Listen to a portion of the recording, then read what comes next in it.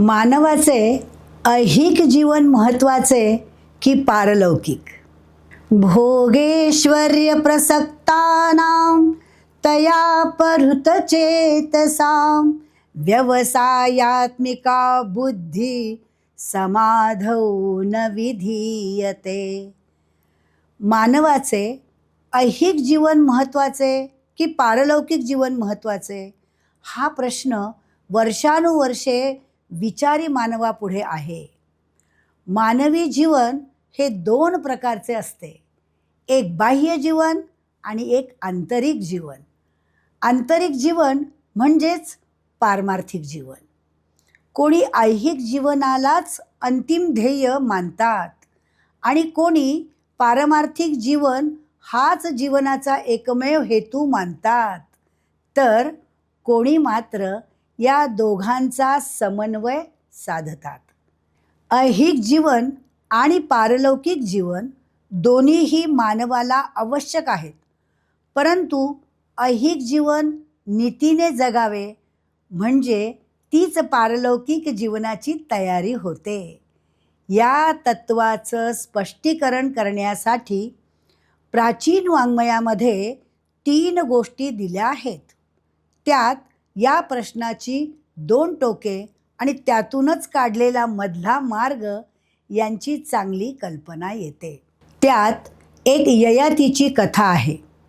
ययातीला ऐहिक सुखाची इतकी ओढ होती की त्याने अनेक वर्षे ऐहिक सुखाचा उपभोग घेऊनही त्याची तृप्ती होईना.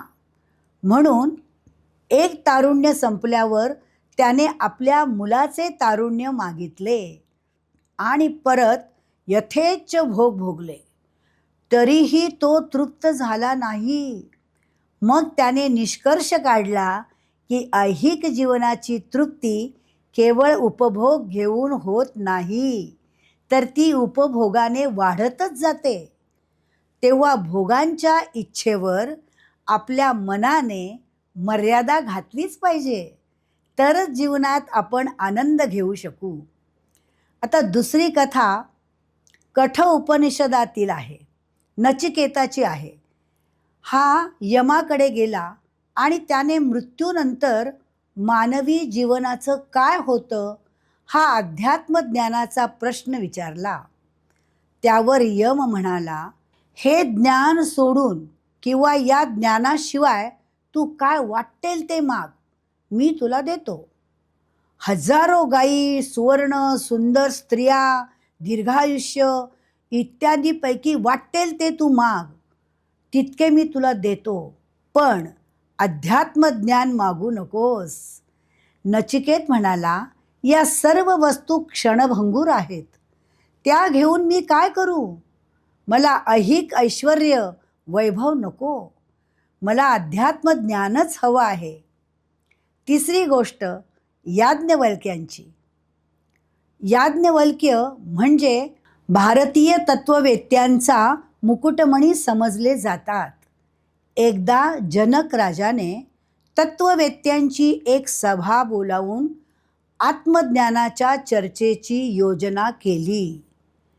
वादविवादात जो उत्कृष्ट तत्वज्ञानी ठरेल त्याला मोठी दक्षिणा ठेवली होती.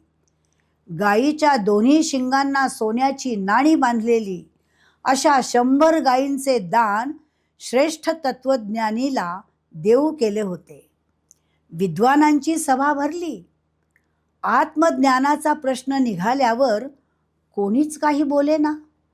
तेव्हा याज्ञवल्क्य आपल्या शिष्यांना म्हणाले, अरे, जो श्रेष्ठ ब्रह्मवेत्ता असेल त्याला माझा नमस्कार.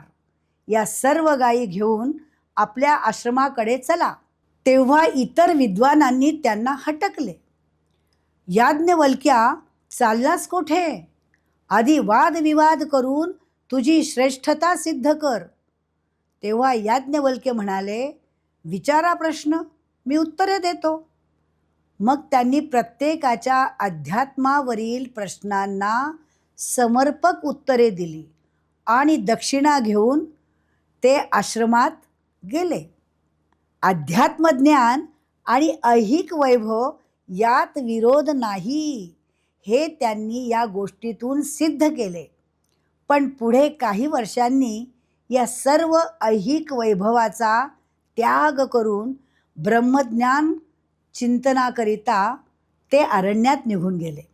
त्यांनी आपल्या जीवनात भोग आणि त्याग या दोन्हींची सांगड घातली.